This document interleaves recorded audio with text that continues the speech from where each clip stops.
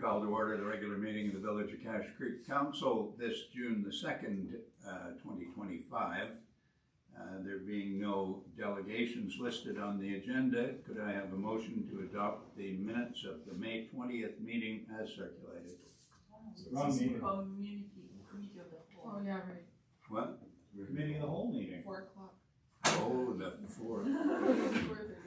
4:30 one. I don't even have the agenda for that. I can print you a copy.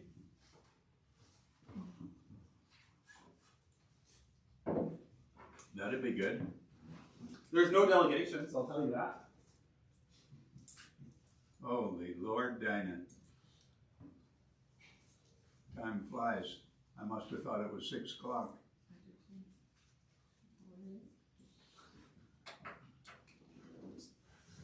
Where's that dog? Oh, I think someone's keeping track of it. Thank you, sir. You're welcome.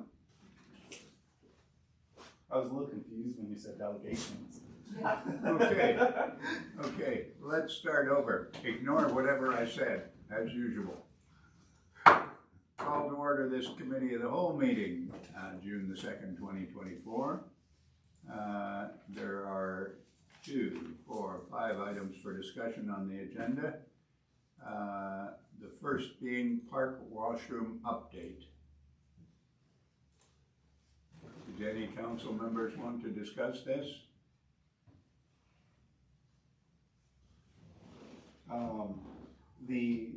The update at this point, for council's information, I know it's been discussed kind of here and there. In the park, we haven't been successful in any of our grant applications to turn the 2 washrooms that are facing the parking lot in the old pool building into a single accessible washroom. We've applied to a few different ones now, haven't been successful. We have one in the queue right now, but it's kind of our last ditch effort. We don't know if we're going to be successful or not. So with that in mind, because the actual concession building washrooms out in the park are in poor condition. The building itself is fine. It's just that the drain lines, like the sewer lines that go from there all the way over to the rest of the system, the line itself is in poor condition. When we completed, when the company came out and did an assessment of all the sewer lines, they scoped that one. It's one of 4, 5 lines in the community that were given a rating of very poor, with a recommended, like, very soon immediate replacement. But we were also discussing like mothballing that part of it anyways.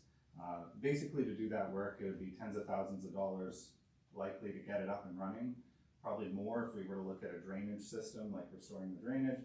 It also has a lift pump, one of very few that we have in the community. So it's the opinion of staff that that building, being below the floodplain level and all the other risks and things that it runs, it would be better to be not used as a washroom facility, and instead investment be put into the main pool building and utilizing washroom facilities there, because then at least all the washroom facilities are outside of the floodplain level. It's unfortunate that it's so far away from, say, the ball diamonds and that sort of thing, but the concession building could be transitioned to storage or something like that. Like, say, one of the thoughts that has came up is we could remove the interior components, remove the water and sewer from it, and then it could be used as, say, storage for one of the baseball groups or something like that. We're not recommending demolishing the actual building because the structure is sound. It's just that using it for a washroom, I think it's had some issues, I think, because of flooding, and I think that that's why the drain lines are an issue.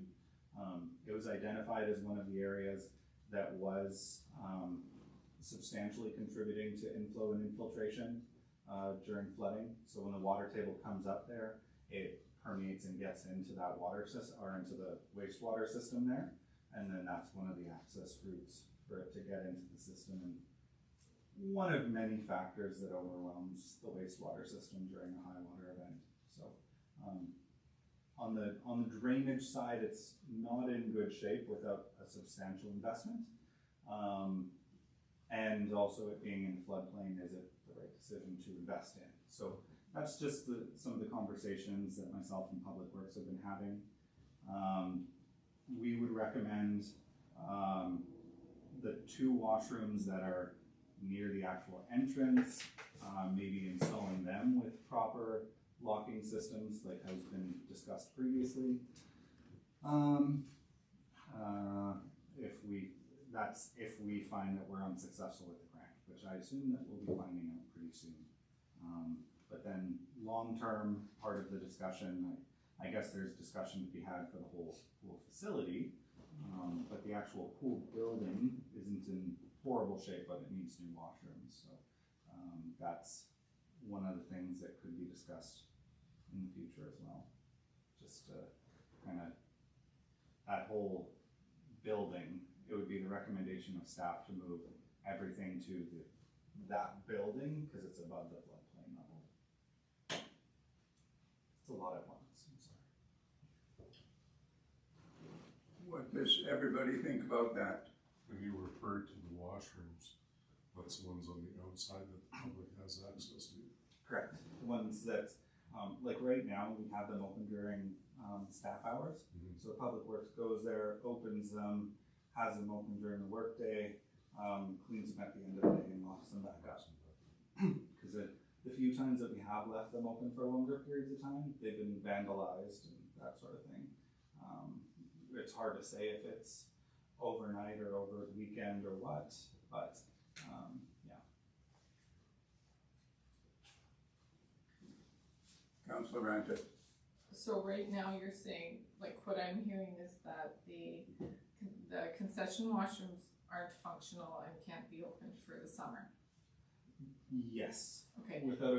Like we've tried a couple previous investments, like I think last year we spent around $5,000 trying to fix some of the plumbing issues, and we did fix a lot of issues, but it seemed to almost be like a stopgap.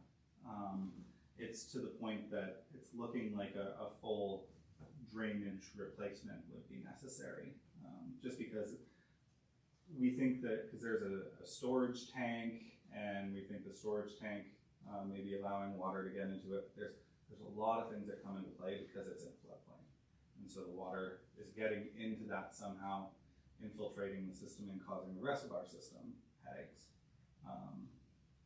And then subsequently,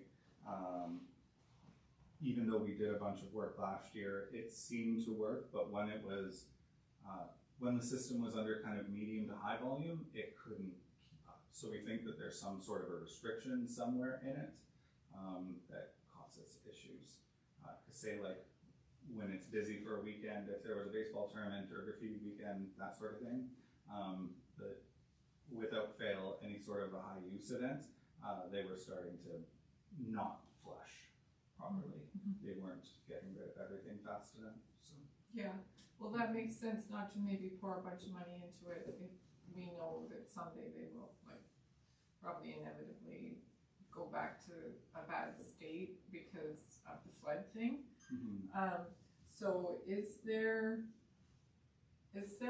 like, so what I see happening is this summer will probably be served by the 2 single washrooms at the pool without them being renovated. So, and any alternative to that would probably mean like bringing in temporary bathroom or something like that. Do you think that having 2 bathrooms for the park for the events this season is enough? it's hard to say. Most of the, well, I say most of the events, but Graffiti Days is the big park event that we have. And they usually bring their own, well, they get additional porta potties and stuff like that for the event. For the other events, we've informed people of where they can, like that they can, we usually give them a key so that they can come and unlock the washrooms for their event and lock them back up. But that's kind of the extent of it. The unfortunate circumstance for the way the system is right now is that on weekends there are no washroom facilities. It's just Monday to Friday, like 8 to 4-ish, like public works hours. A little shy of public works hours. So like in the short term, if we were unsuccessful with the accessibility grant, I think it would be worthwhile to immediately put those locking systems onto the doors. This way they could be utilized in full, right away. So that they could be like, say, 8 o'clock to 8 o'clock or something like that, 7 days a week.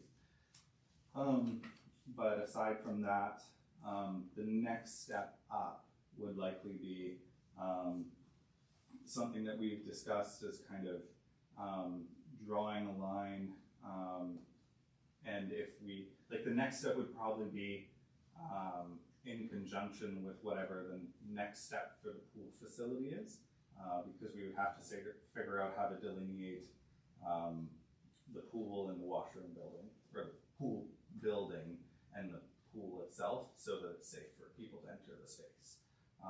Be it filling in the pool, removing the pool, putting a temporary fence up, and then getting rid of the rest of the fence so that people could access the male female washrooms. But our rough estimations for the other washrooms is it's probably going to still be fairly expensive. Many of the toilets need to be changed. The urinals, I believe that there's 2 urinals. I think so, maybe 3. One of them. No, 1. Yeah. I think, well, there's, well, you know, There's at like, least I'm one. not an expert on the pool bathrooms, Yeah. but last time I was Yeah. there, They need some work. the sinks were more the problem than the Yeah. toilets, and then there's 1 urinal or 2 urinals that weren't great, but, yeah, so using the pool bathrooms isn't doable this year. Yeah. So we're looking at the two outside ones. Like my concern is for people that are visiting the park that don't know the bathrooms aren't open. Mhm. So they come with 3 or 4 kids, and then all of a sudden one of them needs to go to the washroom and the bathroom isn't open. So is there, like, what I would like to see is some kind of signage at the entrance to the playground or to the park entrances, or even on the existing, like, bathroom, like the concession washrooms, that is really clearly states Mhm. where to go to the bathroom and what the hours of the bathroom are. So that when people are parking and kind of using the park and then always expect bathrooms and then aren't gonna have any, that they're like, that there was an attempt to communicate that to the public. And then I would say it's a very, very high priority from my perspective that we try to provide washrooms on the weekends, because it just seems a little hard to just not have any. So is there, like, my question would be, would it be possible to, if we can't install those locks right away, could we hire somebody to just open and close the bathrooms until we can install those locks? There's a possibility of that, but there's some discussions on where that falls and that sort of thing, when it comes to staffing. And looking, I think our cost was about, I feel like it was about $1,500 or $2,000 a door to install those locks. I can't remember, it was about 1.5 years now. Told me about 1,500. Yeah, I feel like I brought a number before council previously. It was quite some time ago now, though. And so once you factor that in, it may be worthwhile to install the locks.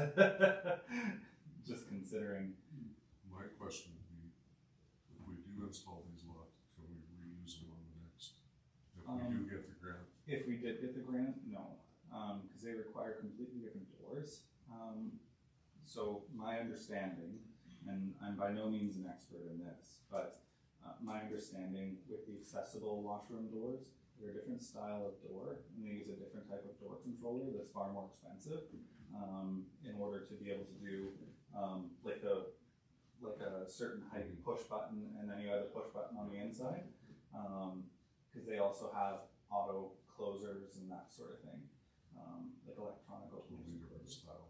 Yeah, that's my understanding, at least, when I was talking with some of the staff about it. It's a lot more expensive. Apparently those runs in tens of thousands for those types of doors. But we got no guarantee that we're gonna get the grant. Yeah. so it's tough. There's an immediate need. Yeah, that's what I'm thinking Yeah. about, is it's pretty inconvenient to have public there and not have washrooms, so. I've got a question. Where does the sewer line from the park concession washrooms, where does it connect onto the sewer line? So it goes from, if you think about it, I was going to say the back, but you know the side that the concession opening is on, like Yes. for the actual concession proper. Roughly from there, it goes straight out from there over towards the telephone pole or the power pole that's in the middle of the road. Yeah, It's pretty much a straight line. I have a picture. I'll get a picture. And then it goes down the dirt road. Is a short version, but I can show you on the map. And then the pump station somewhere along the Quonset. Yeah, it's very close to the coverall, the pump. Do I have my wastewater layer on? I do. So you can see over here, it's kind of hard to tell, but this is the building. Oh, hello. Sorry. I see. This is the building, and then it goes over, and then it goes in a straight line, like just on the, like, Yeah, it's kind of, it shows it kind of close to the fence, but I understand it's kind of in that lane. yeah, It's not like right beside the fence, and then it gets, and this is pretty close to accurate, because you can clearly see where the manhole is here. So there's a manhole close to kind of a quarter to a third of the way up the coverall. yeah, And if you look down into it, there's a small pump, a lift station. yeah. Yeah. And then as that fills up, it pushes it into a small diameter force main. It comes and intersects very close to that flower bed. Oh, yeah. It's kind of in the bump. There's like a bulb there. Yeah. Well, when you said $10,000 or something to replace the pipe, is that contracted out or is that with our own crew doing it? That would be contracted out, and that's a very rough estimate. I haven't done any material costs or anything like that. That's because we did about $5,000 worth of work just from here to here last year, Yeah, trying to get it all to work. And the other thing is, in this space somewhere, I'm not sure exactly where, I think it's near that pole, there's like a holding tank. oh, And yeah, it's meant to separate, so it takes some of the solids and we get it pumped out every once in a while sort of thing. yeah. Because that would likely have to be replaced as well. That's probably the most expensive component. Well, we've got a perfectly good backhoe. Wouldn't our crew be able to dig that up and replace the pipe? Possibly, but even the materials are probably, because if you're looking at, it's probably, what size is that?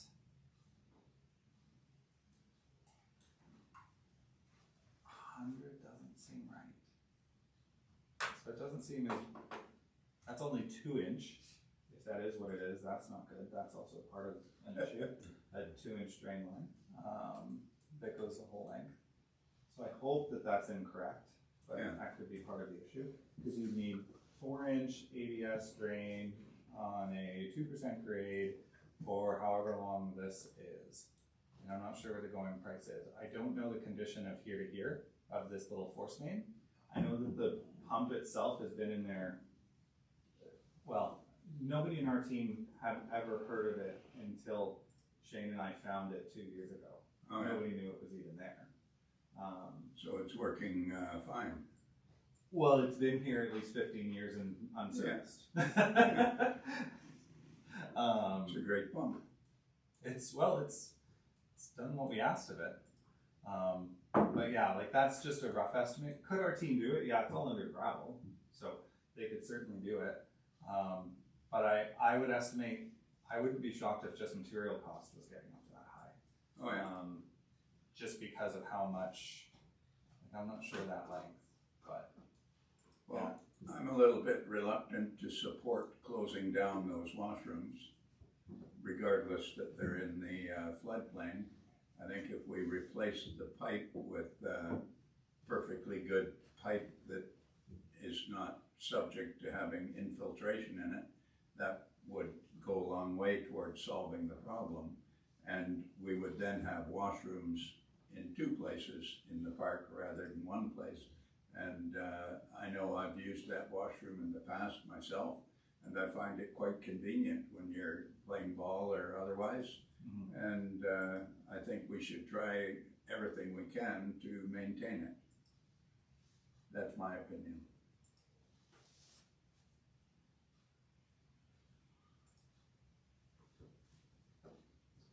So, Well, then we probably have to get some cost estimates and put it on next year's budget if it's a big item. Because, we didn't, put it on this year's budget. And if it's probably more than $2,000-3,000, that's going to be quite a big item. Councillor Diebert. I'd like to put forth a suggestion to just check into it, a Mhm. little investigation, and come up with an actual closer cost estimate Mhm. to bring back to council. One thing for consideration, if we're looking at keeping that structure, something that we need to be aware of is, like in the current use or in use as storage, it would be okay. But a lot of all the interior walls are wood, all the way to the floor. And that's been a continuous issue, like previous years, anytime it's flooded, we've had to rip out wood, cut it down to the studs, sometimes replace studs, that sort of thing. And also our, service lines aren't really well protected against water, so we would have to look into some specific, we would recommend looking into some specific measures to deal with water. Just because, like, if you, we wouldn't want it to be, like, I don't think that, like, say, the top of it, no, technically it's still below the flood plain, but not what, we haven't had water that high. I was gonna say, so like if you're looking at the top of a toilet, if the toilet itself is below the water line, we would have very steady water going into our wastewater system. Yeah. So having some sort of a way to maybe turn it off, I don't know. Some sort of a Some valve sort of that shut stops it, that's on high ground. So a gate valve more or less. Yeah.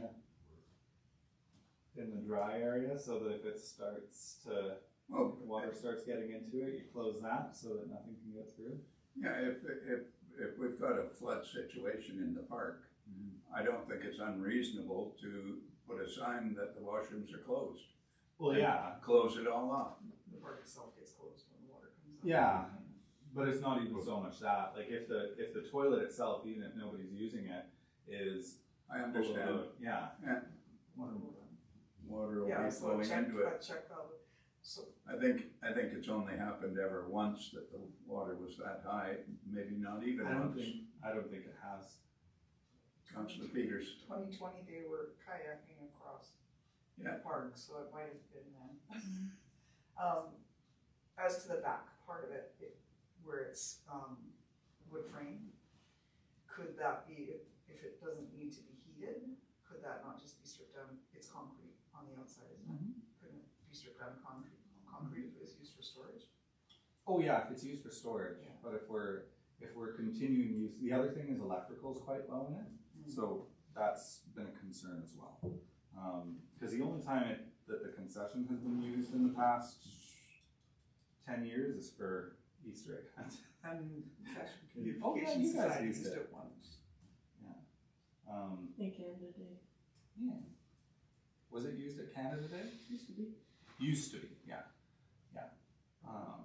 Yeah, cause it doesn't see a whole lot of use. I know because I'm the only one in the village with a key right now, so. And I don't get asked. But, Well, you know, I think we need more information as far as costs go. Options, cause I think like,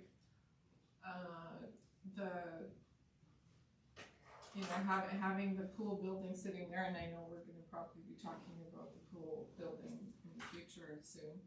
having the possibility of a better washer, like Mhm. in my opinion, right now, the way the pool washrooms are, like, the last time I was in there, is way better than the park washrooms Mhm. on its best day. Mhm. So I think looking at the possibility of a kind of quicker fix on the pool building to utilize those washrooms without committing to a full-on renovation, it's like, Mhm. it's more of a temporary approach, just to make sure that we have more than 2 bathrooms at the park Yeah. without getting porta potties and then having to fence them and then having kind of like very, Mhm. because I don't think 2 washrooms are really It's not. adequate for the park, like even on a non-event day. It just isn't enough.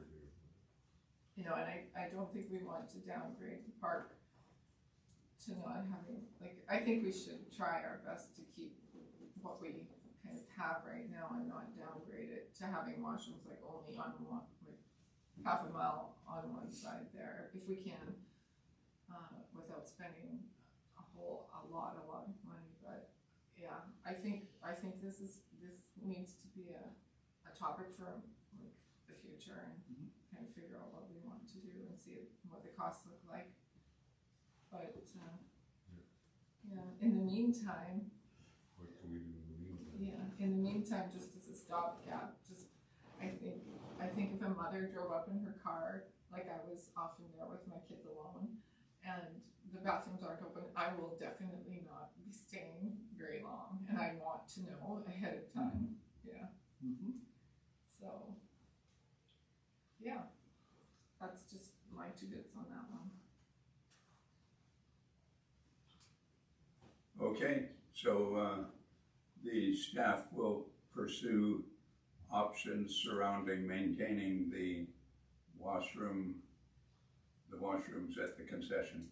Yeah, we'll look at what both of them need and then figure out some costs. Yeah, they were quite a wreck when I was in there last, Yeah. and it appeared to be vandalism of some sort. Mhm. Okay, anything further on park washrooms? Seeing none, bus shelter display. There's a new bus shelter in town. In case I somebody think I hasn't voted seen it. against it.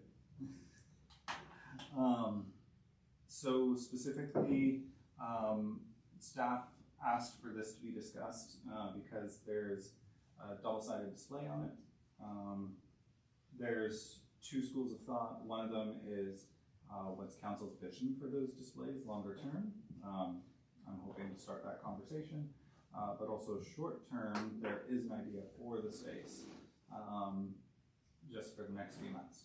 And that, to say off the bat, is putting up a Graffiti Days poster, because the Graffiti Days posters aren't done, and since we know who the designer is, they're able to give us a high resolution copy to be made in the full size, so that it can actually be in there and look really nice for the next few months. So that would put something there quick, but then secondary to that, long term, what does council, this is just meant to be a high level conversation to see if there's an idea. Councillor Peters. I'd like to see a symbol of the school and have some artwork, maybe do grade 1s for a month, grade 2s for a month, grade 3s for a month, grade 4s for a month, like have it so they can be proud of their displays. And that would help us get school, be more involved with the school as well. And then community events. I don't think I'd go as far as like the bingos and things, but if there's a play going on or the school's doing a presentation of some kind, then that kind of stuff, anything within the community, other than fundraisers. Or the regular bingos, because they get advertised at the post office all the time. Councillor Ranta. Yeah, I agree, like I would want to see it build the community somehow, and not be like advertising for one of the local businesses or something like that. I think we just need to use it more for, helping the town, you know, connect with the public and celebrate good things about Cache Creek. And I I don't know if there's a way of putting the bus schedule inside so that people, because like for me, then it would just be great to know I can just go and look at it that way if I want to. The idea of connecting with the school is wonderful if it's not too cumbersome and time consuming for like folks in our office. Maybe there's an easy way of doing that, but I love the idea of the graffiti days one. I think that's really, really good. So just trying not to add on too many details that need staff attention, because we have a lot of details and not that many staff, but it all is really good. I think it looks really nice and has a lot of potential, so yeah. I'm glad we went for the option with that thing, yeah. We could also involve the community and have, like when the kids are in school, have community artwork. We have some amazing artists, actually amazing artists that could display their works with little blurbs of costs or whatever. On the subject, one of the recommendations, or one of the ideas that was discussed here is, since it's double-sided, have one side with evergreen content that's changed at a lower frequency, like at a very low frequency, like say yearly, which would be great for things like a bus schedule. You could put a larger bus schedule and incorporate some of our local tourism content and that sort of thing. Just and then maybe update it every spring or something like that. And then the other side, do all these types of things. This way it's not trying to do both sides at the same time. Our rough estimate is that to put a piece of material in there that's going to last for a period of time, that can handle the weather, because they're mostly weatherproof but not completely. Our team went and looked at it. It's a bit of a pain. It's not like a single easy open key sort of thing. It's a little bit of a pain to get open, so whole process to take something out, put it back in, make sure it's all nice and clean is probably about 45 minutes, maybe an hour when they're first learning. So it does take a little bit of time. And we're thinking that it's going to cost just over $200 for each insert. If we're making a finished thing, like the right kind of material to go into it and stay in there for a period of time, like the yearly one would probably be to the tune of about $200 to $250 for printing costs, just as a rough idea. But yeah, that's just some of the ideas that came from our internal discussions. So the bus schedule was a big one. Yeah. Because we could get a copy of that and put it on there pretty Council nice meeting and easy. schedules. Council meeting schedules. Could, as long as they don't change. Subject to change it. So if we were to have local artwork or school artwork, it would have to be laminated probably. If we wanted to look, because it'd be difficult to put it, our guess is you probably don't want it in between materials, so you probably want to put it in some sort of a thing, like to say, for example, with artwork, scan it, make a digital copy, and then make the actual laminated sheet so that it's all the same, and then that sheet gets inserted. You could put other things in there, but it just depends on the aesthetic that you're looking for, what you're looking for out of the space. Because it's roughly, I think it was 5 feet by 4 feet, roughly in size. And the school right now has 6 classes, I think. Oh, yeah, 6. All right. Well, they call them divisions. Yes. Yeah. So that worked well for 2 months. It's like 2 months at a time. Each division would get 2 months at a time. The only thing is in the summer, who gets the summer ones? Yeah, that's where I guess we just have to know when it is. Or we could display local talent or local artwork. Mm-hmm. More artists. Or, yeah. Anything else on the bus shelter display? Seeing none, on to Old Collins Road Reservoir.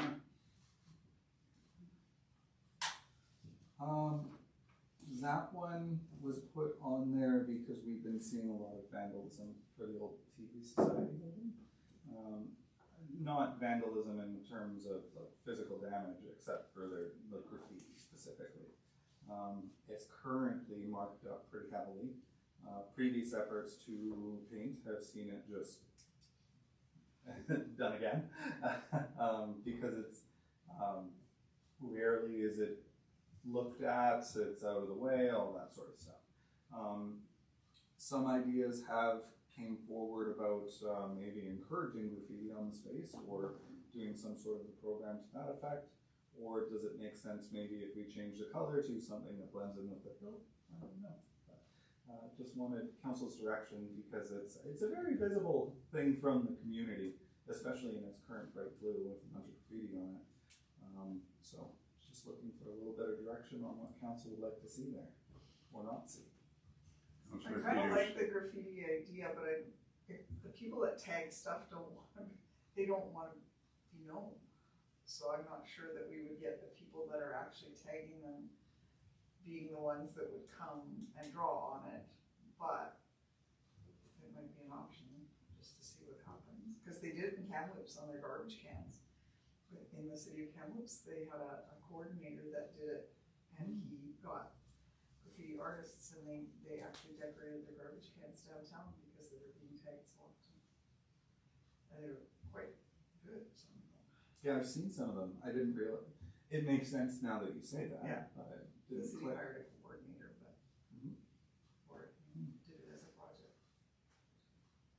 So is the etiquette that a graffiti artist wouldn't cover up another graffiti artist's work? Yeah, That's the idea. well, I think we'd have to paint it, like, the building would have to be painted first, and then invite them to come and make their mark, but at a scheduled, organized time instead of, and then that way we can have waivers and limit liability as well, would be my thinking, but. Sounds expensive. About how much would that cost? Yes. I have no idea. It's a very different idea from anything that we've approached in the past. So, yeah. Like the cost of just painting that building? Have there been any complaints about it?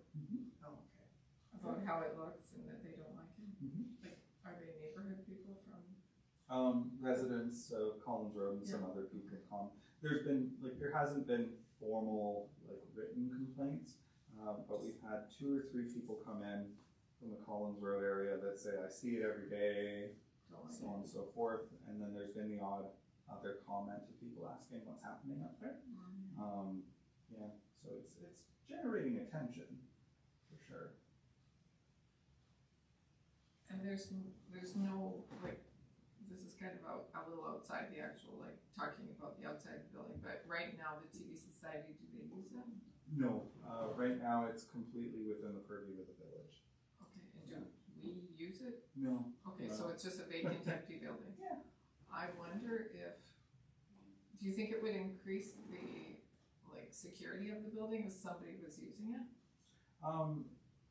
Perhaps, well, probably, but it's a difficult building to utilize.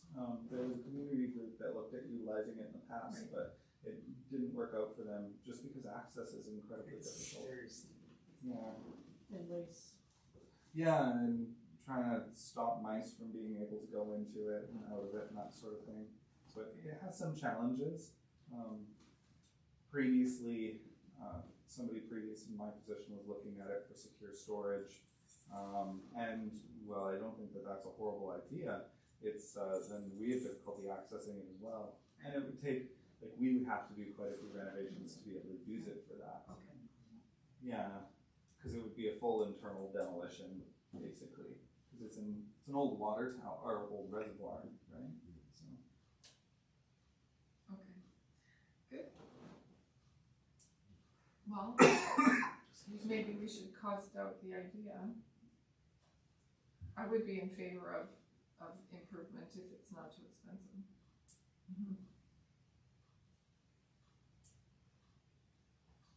Thank you. Any other discussion on the Collins Road Reservoir? On then to the TNRD approval process. Okay, we'll talk on this one. Councillor Ranta. Okay, so this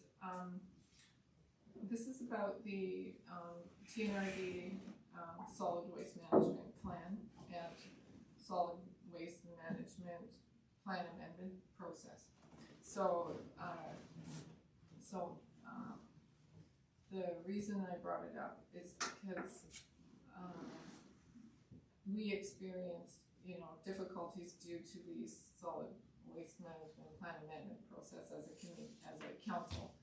And before this term is up, I would like to see us, approach the TNRD board to, maybe they will refer us to the solid waste management committee, but to amend their approval process so that the municipality is communicated with earlier in the process. So that would be just basically a letter to the TNRD or request a meeting with the TNRD Waste Management Committee or whatever the best process, that we would request to be heard on this and recommend to the TNRD that their process be amended so that the municipality is connected with the process earlier in the process.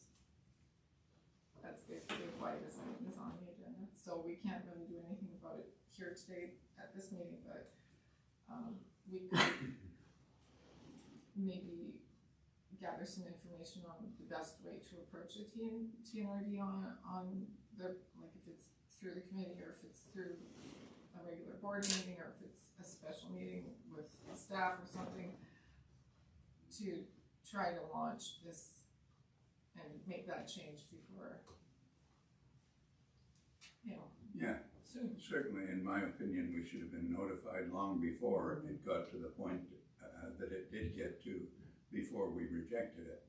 We should have been upfront, or we should have been notified upfront that there's somebody looking at establishing a landfill adjacent to our existing landfill up the hill there.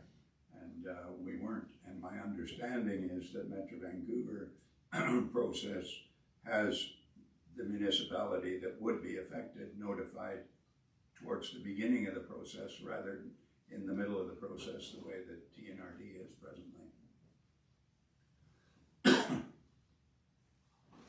Anything else on the TNRD approval process? Yeah. Councillor Ranta? Well, you can go. I was just gonna say, would you, with your experience with the TNRD board, know what the best route to go for that would be? Would it be directly to the waste management committee? Would it be to administration? Well, The request what, for, what I would do, first off, would be discuss it with the administrator first and ask his advice. Should we go to the waste management committee or should we go to the full board, or how do we approach it? Like, Scott is a reasonable guy, and I think I would discuss it with him as a starting point and take his advice. Councillor Ranta? So would that be, like, would that be something that needs to be at a council meeting for a motion, or could that begin now? What I can do is I can reach out to Scott and ask him what he would recommend, and then bring that forward to a future meeting saying, here's a recommendation. Excellent. Good. Next, local government day. I put this on here because it's in the strategic plan to do something for local government day, which is in September. Actually, I think is it local government week now?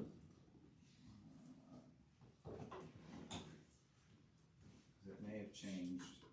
Local Government Awareness Week. Yeah.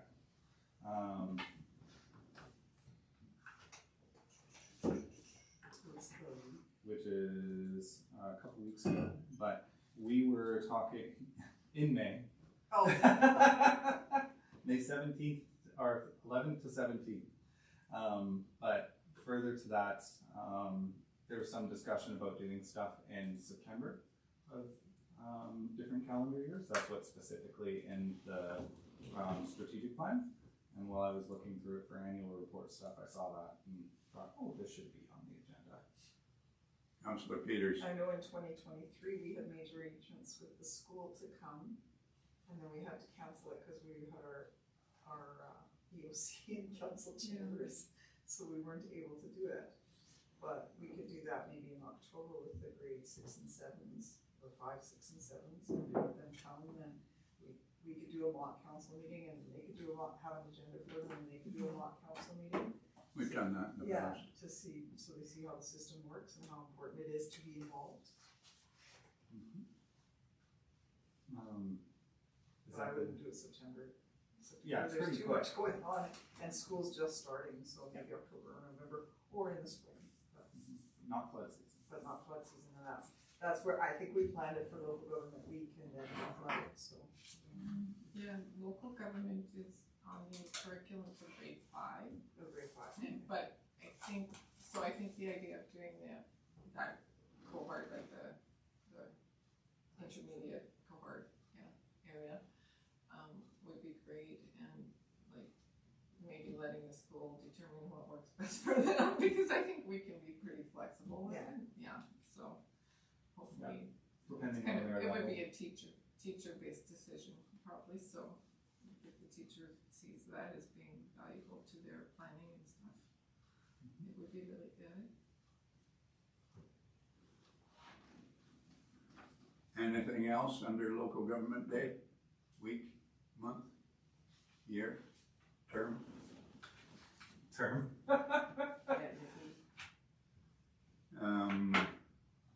Seeing nothing, is there anything else to come before this committee of the whole meeting? Seeing nothing, I would move adjournment. Second? Discussion? All those in favor? Opposed? Carried. Thank you. Brief